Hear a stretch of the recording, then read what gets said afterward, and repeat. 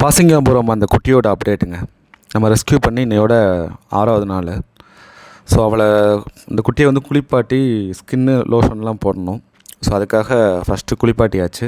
அன்றைக்கி வந்த அன்னைக்கு ரொம்ப மோசமாக இருந்தாங்க. நீங்கள் ஃபஸ்ட்டு வீடியோவில் பார்த்தது வந்து அது ஒரு 1 வீக் முன்னாடி. நாங்கள் ரெஸ்க்யூ பண்ணதே 1 வீக் கழிச்சு தான் ரெஸ்க்யூ பண்ணோம்.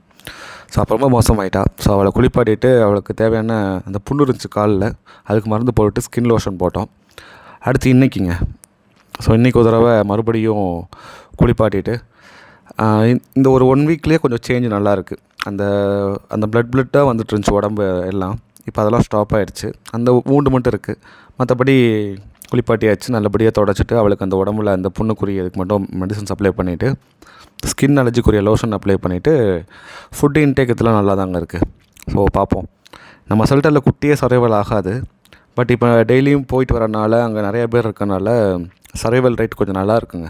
குட்டீஸு நான் சொல்கிற குட்டீஸ் வந்து இந்த மாதிரி ரெஸ்க்யூ குட்டீஸ் சொல்கிறேங்க, நார்மல் குட்டி கிடையாது. ஓகேங்க, ரொம்ப நன்றி.